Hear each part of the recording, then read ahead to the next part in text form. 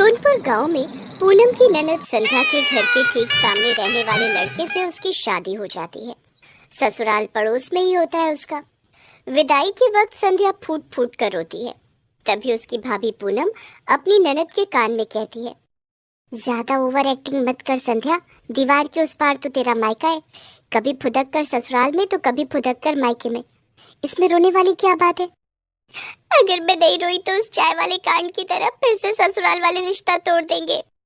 कुछ महीने पहले हमारी बिटिया रानी को तो आप जानते ही हैं, पंडित जी ने बताया ही होगा। पंडित जी ने बताया ही था, पर अगर वो ना भी बताते तो हमें आपकी बेटी के बारे में सब पता चल चुका है। ऐसा क्या पता चल गया आपको हमारी बेटी के बारे में घनश्याम जी? इससे पहले कि घनश्याम उसकी बात का जवाब दे पाते, उससे पहले घनश्याम की पत्नी राधिका बीच में बोल पड़ती है। इतना हैरान होने की बात नहीं है, जो हमें पता चला है वो शायद आपको भी नहीं पता। राधिका की बात सुनकर पूनम के सास ससुर यानी संध्या के माँ बाप थोड़ा टेंशन में आ जाते हैं। अरे आप लोग घबराइए मत, इसकी तो मजाक करने की आदत है। बात दरअसल ये है कि जब हम आपके घर आ रहे थे तो हम रास्ता भटक गए। हमने गांव वालों से जब आपके घर का रास्ता पूछा तो उन्होंने हमें बहुत इज्जत दी, पानी पिलाया, फिर घर के बाहर तक छोड़ गए। हाँ, गांव वालों ने बताया कि आपका परिवार पूरे गांव में सबसे अच्छा है, बहुत संस्कारी हैं आप लोग। ये बात सुनकर संध्या के माता पिता चैन की सांस लेते हैं। अरे बहन जी, हमारा पूरा गांव ऐसा ही है, सब एक दूसरे को अपना ही परिवार जैसा मानते हैं। ये बड़ी अच्छी बात कही आपने। अरे संध्या बिटिया, अरे ओ संध्या बिटिया। संध्या अपने कमरे में कानों में हेडफोन लगाकर गाने सुन रही थी। तभी उसके कमरे में उसकी भाभी पूनम आ जाती है। अरे ओ ननद जी, सासू माँ कब से आवाजें लगा रही हैं, सुनाई नहीं दे रहा क्या? तो आप मेरे पास काहे आ गई भाभी? कोई काम होगा, आप ही सुन लो ना क्या कह रही है माँ। काम चोर है आप। माँ जी, संध्या सो रही है, मैं आ जाऊं क्या? इतना सुनते ही संध्या की माँ भी उसके कमरे में आ जाती है। नहीं बहू, मैंने संध्या को आवाज दी है तो संध्या से ही काम होगा ना। माँ, आप अपनी बेटी के सामने अपनी बहू की तरफदारी कर रही हो। चुपचाप किचन में जाकर 5 लोगों के लिए चाय बना कर ला, बाहर कुछ मेहमान आए हैं। माँ, भाभी से बोल दो ना चाय बनाने को, भाभी बहुत अच्छी चाय बनाती है, और वैसे भी मैं अभी बिजी हूँ। इतना कहकर संध्या फिर से हेडफोन अपने कानों में लगाकर गाने सुनने लगती है, लेकिन उसकी माँ उसके कानों से हेडफोन खींच लेती है। उन लोगों को तेरे ही हाथ की चाय पीनी है। माँ, आप तो जानती हो मैं बहुत बुरी चाय बनाती हूँ, भाभी से बोल दो चाय बना दे। तू नहीं सुधरेगी बहू, तू ही चाय बना दे, तब तक मैं बाहर संभालती हूँ। ठीक है माँ जी।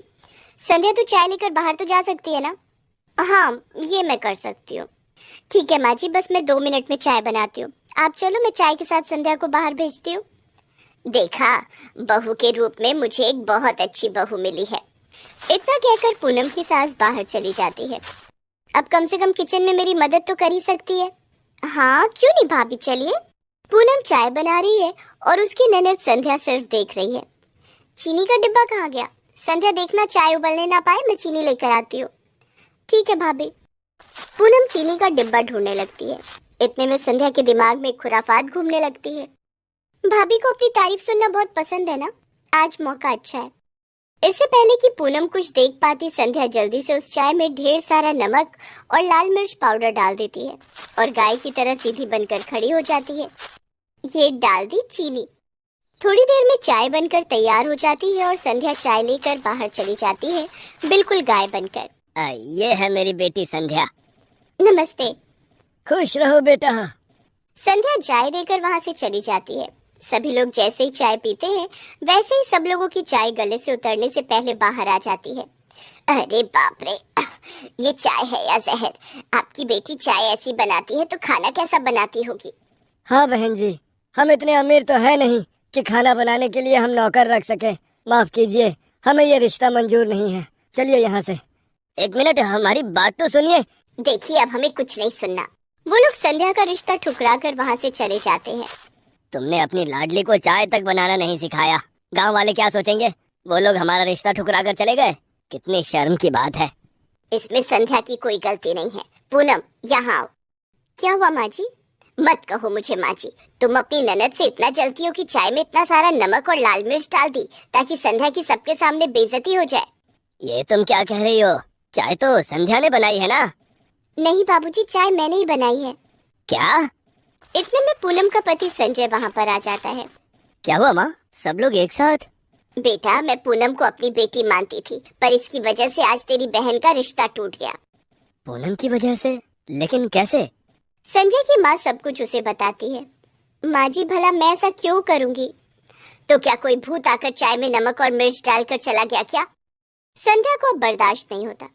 बस करो आप लोग, भाभी की कोई गलती नहीं है। मुझे नहीं पता था कि वो लोग मुझे देखने आए थे। सब लोग हमेशा भाभी की तारीफ किया करते हैं, इसलिए मैंने ही उनसे बदला लेने के लिए चाय में लाल मिर्च और ढेर सारा नमक डाल दिया, ताकि भाभी की बदनामी हो जाए। सब लोग उस पर गुस्सा करने लगते हैं। रहने दीजिए माँ जी, संध्या भी बच्ची है, रिश्ते तो भी बहुत आएंगे। संध्या, अब तुम बड़ी हो गई हो, अपनी भाभी से चाय और खाना बनाना सीख लो। ठीक है भैया, भाभी मुझे माफ कर दो। संध्या माफी तो मांग लेती है, पर आलस की वजह से वो खाना बनाना नहीं सीखती। खैर, कुछ दिनों के बाद उसी गांव के एक लड़के से संध्या की शादी हो जाती है। ससुराल पड़ोस में ही होता है उसका। विदाई के वक्त संध्या फूट फूट कर रोती है, तभी पूनम उसके कान में कहती है, ज्यादा ओवर एक्टिंग मत कर संध्या, दीवार के उस पार तो तेरा मायका है, कभी फुदक कर ससुराल में तो कभी फुदक कर मायके में, इसमें रोने वाली क्या बात है? अगर मैं नहीं रोई तो उस चाय वाले कांड की तरह फिर से ससुराल वाले रिश्ता तोड़ देंगे। गांव वाले कहेंगे कि देखो कितनी बेशरम लड़की है, विदाई वाले दिन भी नहीं रो रही है, फिर से कहीं शादी टूट गई तो। हो, मेरी ननद बिल्कुल पागल है। सब कुछ बहुत अच्छा चल रहा था। एक रात संध्या का पति विवेक परिवार के साथ खाना खा रहा था। संध्या, तुम अच्छा खाना बनाना आखिर कब सीखोगी? अरे कम से कम अपनी भाभी से तो कुछ सीखो। संध्या अपने सास ससुर की तरफ देखती है। वो लोग सीधे साधे थे। उन्होंने खुद संध्या को पसंद किया था, इसलिए बेचारे कुछ बोल भी नहीं सकते थे। जी पति परमेश्वर, मैं एक दिन खाना बनाना जरूर सीख लूंगी। खाना खाने के बाद विवेक अपने कमरे में आता है और देखता है कि संध्या अपना बैग पैक कर रही है। अरे संध्या, कहाँ जाने की तैयारी है? मैं अपने मायके जा रही हूँ। तो बैग पैक करने की क्या जरूरत है? अच्छा, मुझे मायके जाने से रोकने की बजाय तुम पूछ रहे हो कि बैग पैक करने की क्या जरूरत है? अरे मेरा वो मतलब नहीं था संध्या। मैं बेवकूफ नहीं हूँ, ठीक है? अब मैं बिना पैक के ही मायके चली जाती हूँ। अरे ठीक है, चली जाना, लेकिन अभी तो सो जाओ। ना ना ना ना ना ना, मैं सुबह नहीं अभी मायके जा रही हूँ। संध्या उसी हालत में बाहर आ जाती है।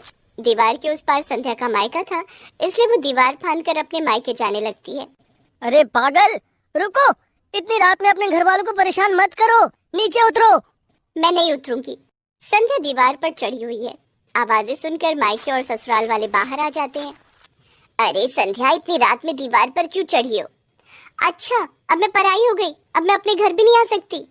अरे क्यों नहीं संध्या, लेकिन तुम दरवाजे से भी तो आ सकती हो, दीवार फाड़ने की क्या जरूरत है? ठीक है, मैं दरवाजे से आती हूँ भैया। संध्या उस रात अपने मायके आ जाती है। सुबह होते ही वो अपने आंगन में आती है और जोर जोर से अपने पति को आवाजें लगाती है। अरे अब क्या हो गया? मैं नहाने जा रही हूँ। हाँ, ये तो बहुत अच्छी बात है। अच्छा, और नहाने के बाद मैं बिना कपड़ों के घूमूं, यही चाहते हो तुम? हाँ, मैं समझ गया। 1 मिनट रुको, मैं 2 मिनट में तुम्हारा बैग लेकर आता हूँ। संध्या का पति विवेक कुछ बड़बड़ाते हुए घर के अंदर जाने लगता है। मैं इस दुनिया का पहला ऐसा पति हूँ जो अपनी पत्नी के मायके जाने के बाद भी खुश नहीं है। क्या बड़बड़ा रहे हो? नहीं, कुछ नहीं। विवेक भागकर अंदर जाता है और संध्या का बैग लाकर दीवार की दूसरी तरफ फेंक देता है। इतने में वहाँ संध्या की माँ, उसकी भाभी और विवेक की भी माँ आ जाती हैं, जिन्हें देखकर संध्या कुछ नहीं बोलती और अपना बैग उठाकर चुपचाप वहाँ से चली जाती है।